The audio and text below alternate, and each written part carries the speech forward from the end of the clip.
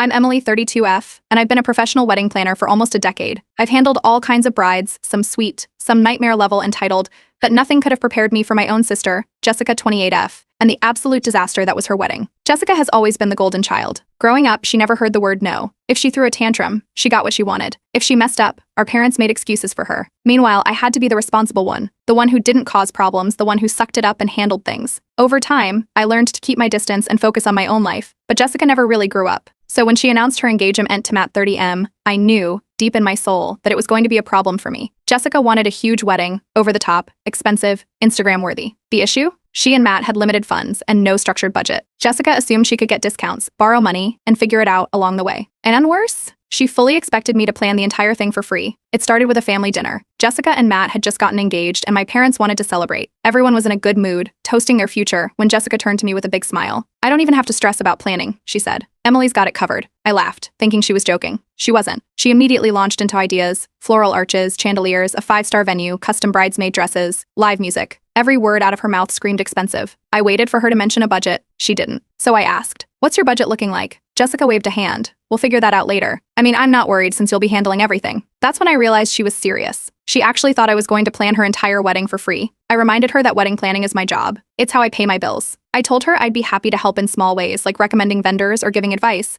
but I couldn't plan the whole thing for free. Jessica immediately went into victim mode. "Wow, so strangers get your time, but your own sister doesn't? I thought family was supposed to support each other." Before I could respond, my mom chimed in. "Oh, come on, Emily. It's her wedding. You're really going to make her pay? Just do it as a gift." I looked at Matt, expecting him to step in, but he just sat there, awkward and silent. I stayed firm. I can't do an entire wedding for free. I can offer a discount, but I can't do it all. Jessica's mood shifted instantly. Her voice went sharp. "After everything I've done for you? I helped you move. I watched your dog that one time." I blinked. "You mean the time you let him pee on my couch because you didn't take him outside?" That set her off. She started going on about how selfish I was, how I didn't appreciate her, how I was ruining her wedding dreams. And of course, my parents took her side. By the end of dinner, I was the villain. The next few weeks were hell. Jessica refused to speak to me, but she had no problem talking about me. She posted vague messages on social media about family betrayal, and some people only care about money. Our extended family started calling and texting, telling me to just do it for her. Apparently, I was ruining her once-in-a-lifetime moment over something as silly as money. At one point, my mom actually begged me to apologize. "Just tell her you'll do it," she said. "She's under so much stress." I refused. Weeks passed, and suddenly Jessica was back. She sent a cheerful text like nothing had happened. "Hey sis, let's grab coffee and talk wedding stuff." So excited I knew exactly what she was doing. She wasn't sorry, she just realized she couldn't plan a wedding without my help. But I decided to play along. If Jessica wanted free wedding planning, she was going to get exactly what she paid for. Jessica's sudden change in attitude was almost comical.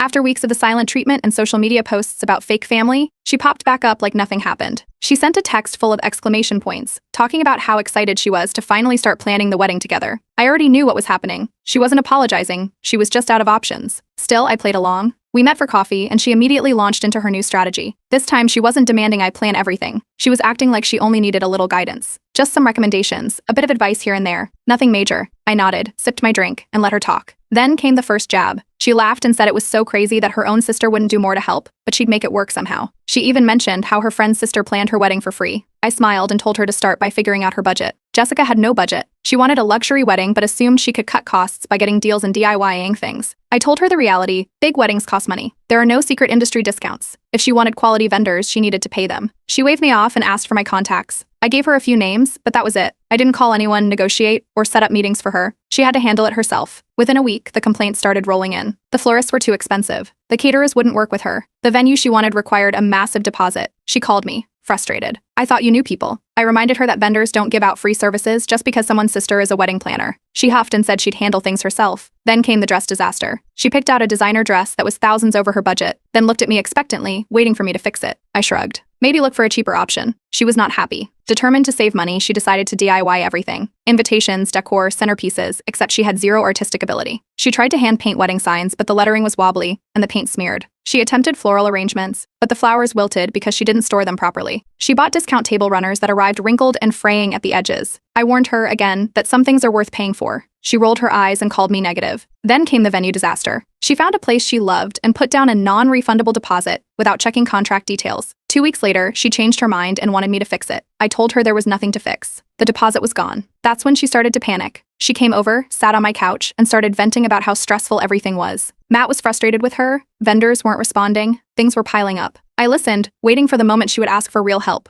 Sure enough, she sighed dramatically and said, "Maybe you could just step in and take over a little?" I shook my head. She stared at me, eyes wide. I reminded her again that she chose this. She was not happy. The next day, Mom called. "She's overwhelmed, Emily. Can't you just fix things for her?" I told her the same thing I told Jessica. Then came the final disaster. Jessica had ignored my advice about getting contracts in writing. She assumed things were set up, but vendors weren't officially booked. One by one, they backed out. The florist? Gone. The DJ? Booked somewhere else. The caterer? Raised their price after she took too long. Jessica panicked. Matt's family had been watching in concern, and his mother finally stepped in, asking if he was sure about moving forward with this. Matt, for the first time, tried to intervene, suggesting they hire a professional last minute, but Jessica snapped at him, saying it was too late. She texted me, called me, begged me to help. I repeated the same words I'd been telling her for months. You get what you pay for. Jessica had never actually confirmed a florist, just assumed one of the vendors she spoke to was holding the date for her. They weren't. By the time she realized every decent florist in the area was fully booked, she panicked and started calling random places, begging for last-minute arrangements. The only ones available were either ridiculously overpriced or low-quality fake flowers. She settled on some cheap grocery store bouquets, but they barely covered half the tables. Then came the catering disaster. Jessica had gone with the cheapest caterer she could find, ignoring every warning I gave her about contracts, and naturally, they backed out at the last minute. Apparently, they had double-booked the date and took the better-paying job. With days to go, she scrambled for alternatives, but her budget was stretched thin. She ended up hiring a small local restaurant to do a buffet, but they could only provide basic trays of food, nothing fancy. And then the dress. The dress she had to have, the one that was way over budget, it finally arrived, and it didn't fit. The alterations she assumed were being done, never scheduled. She tried squeezing into it, but the zipper barely went up, and the sleeves were too long. She called the boutique, but at this point, there was no time to fix it. Her solution? Crash diet and pray. Meanwhile, I got a text from one of her bridesmaids. She was dropping out. Apparently, Jessica had been making endless demands, forcing them to redo their dresses, insisting on last-minute changes, expecting them to foot the bill for extra things. They were over it. By the end of the day, 2 more bridesmaids backed out. Jessica was furious. She blamed everyone but herself. Then, Matt called me. He sounded exhausted. "I don't know what to do anymore," he admitted. "I've tried getting Jessica to plan properly, but she just keeps brushing me off." He had asked his groomsmen to step in, even suggested hiring a professional at the last minute, but Jessica refused to hear it. Now, with the wedding just days away, the chaos was fully sinking in. He asked me, almost pleading, to step in and help. I told him no. Jessica had made it clear she didn't need a planner. She wanted to do things her way. A few hours later, Mom called. She was demanding that I fix things. "Your sister is having a breakdown. Just step in, do something." I repeated the same thing I told everyone else. You get what you pay for. Jessica was still holding on to her DIY dream, but at this point, it was looking rough. The table centerpieces were uneven and lopsided. The signage she painted had streaky letters. The homemade wedding favors looked like something from a kid's craft project. She spent 2 nights before the wedding trying to salvage everything, staying up late gluing, recutting, redecorating. It wasn't working. Meanwhile, word was spreading. Guests were whispering about how chaotic everything was. Matt's family in particular was horrified.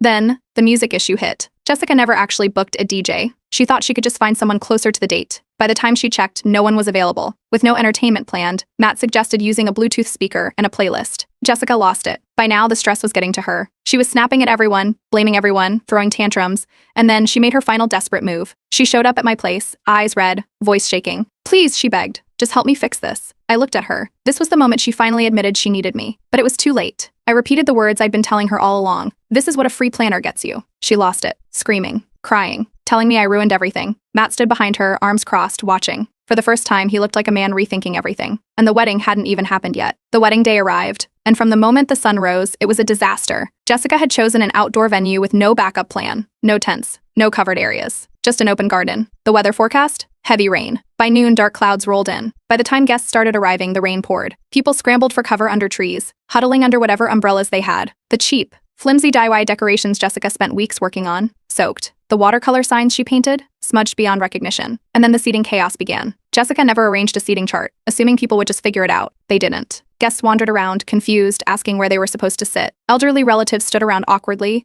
waiting for someone to guide them. The venue staff asked who was in charge. Jessica? Too busy screaming at the rain. Matt? Nowhere to be found. Then, the florist mess came to light. Jessica's last-minute plan? Buy discount flowers and arrange them herself the morning of the wedding. She ran out of time, threw them together in a panic, and ended up with sad, wilted, uneven bouquets. When she saw how bad they looked, she threw them on the ground in frustration. But the real disaster? The caterer. The cheap replacement she hired last minute was supposed to arrive by 3 p.m. They didn't show. By 4 p.m., still nothing. Guests were hungry, wet, and grumpy. Jessica called them, screaming into the phone. They said they were on their way. They finally showed up at 5:30 p.m., with half the food missing. Apparently they had another event and ran out of supplies. Now, not only were people soaked and miserable, but half of them didn't even get a meal. Meanwhile, the bridesmaids, the ones who stuck around, were done. They stood in the corner, arms crossed, refusing to lift a finger. Jessica had treated them horribly for months, so now, they let her sink. Jessica's meltdown was building. And then, Mom snapped. She burst into tears in front of everyone, complained loudly about how she couldn't believe this was happening and how all of Jessica's dreams were ruined. People stared. Then came the venue manager. They pulled Jessica aside. The event had gone completely off schedule, and because she didn't communicate anything, the staff had no idea what was happening. They were threatening to cut the night short if things didn't get organized immediately.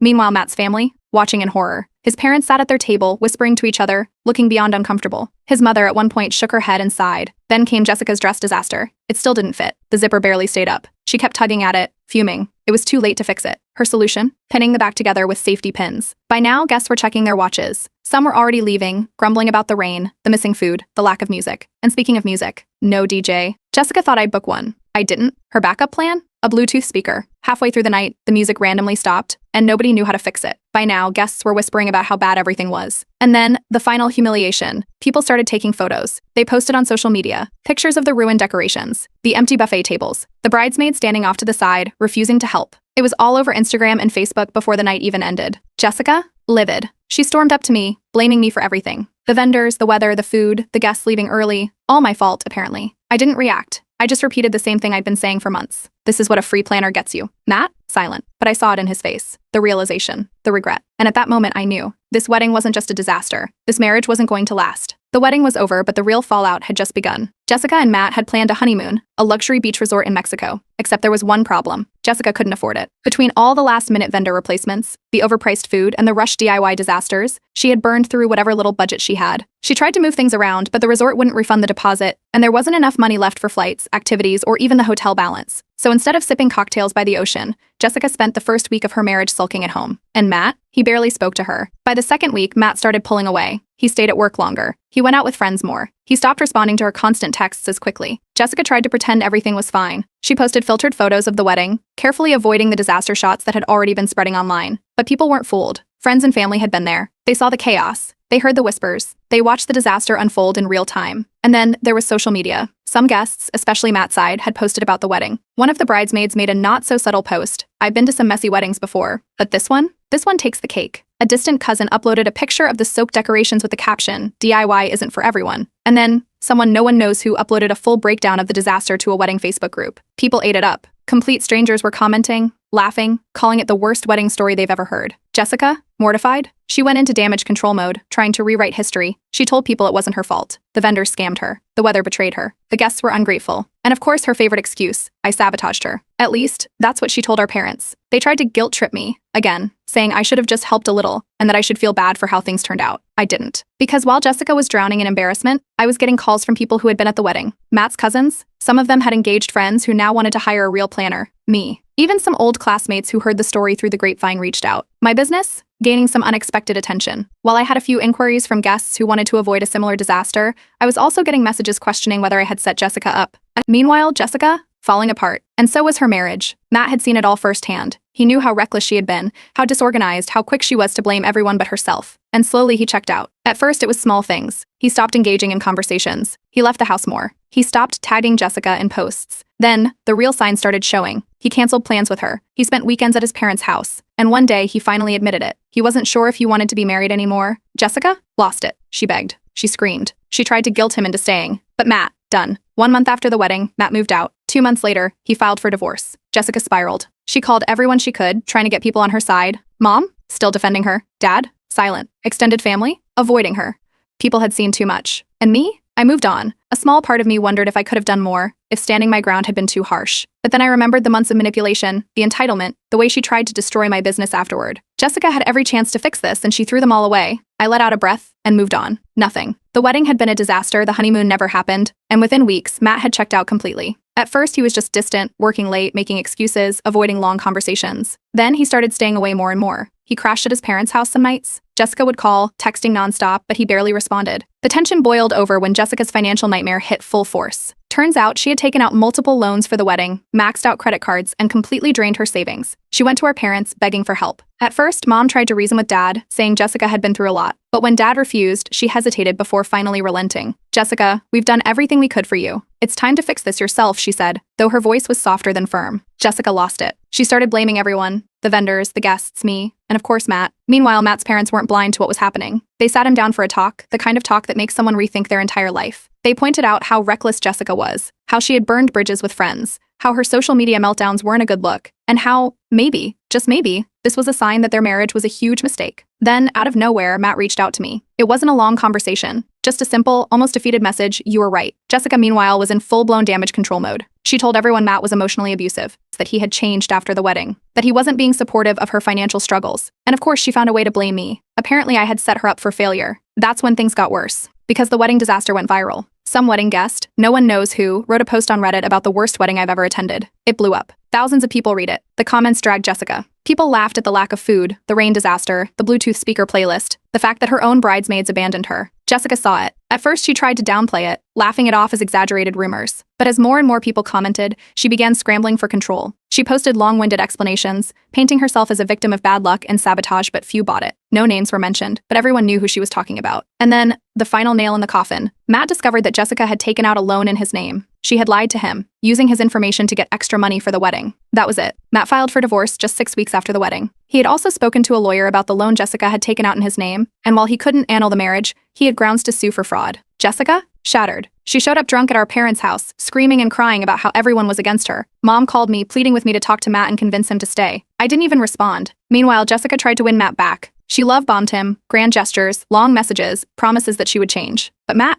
already done. While her life crumbled, mine was thriving. The viral wedding disaster story? It actually brought business my way. People started reaching out, saying they never wanted to end up like Jessica and needed a real planner. Jessica, on the other hand, was burning bridges. Mutual friends distanced themselves. Some even unfollowed her online. And then, finally, Matt moved out. For good. Jessica? Completely alone. After Matt officially moved out, Jessica's downward spiral only got worse. She blamed everyone but herself for what happened, the wedding disaster, the divorce, the financial mess. But apparently, in her mind, I was the root of all of it. So she tried to get revenge. It started with bad reviews. 1-star ratings popped up under my business listing. Anonymous accounts claiming I was incompetent, unprofessional, and that I ruined a wedding. The wording was familiar, and too familiar. Jessica was so predictable she didn't even bother changing her style of writing. But here's the thing, I have real clients. And those clients fought back. Within days, past brides and vendors I had worked with started calling out the fake reviews. They left glowing testimonials, drowning out the lies. Some even reported the fake accounts. One review even said, "If this is about that wedding, I was there." And trust me, it wasn't Emily's fault. Jessica's plan backfired. But she wasn't done. Mom got involved, again. She started pushing the family over everything angle. "Jessica's struggling. You should forgive her. Why are you being so cold?" I ignored it. Then, I did something that completely shut down Jessica's version of events. I wrote my own post. No drama, no name calling, just a timeline of what really happened. I explained how I warned Jessica from the start, how she ignored all advice, how she treated people terribly,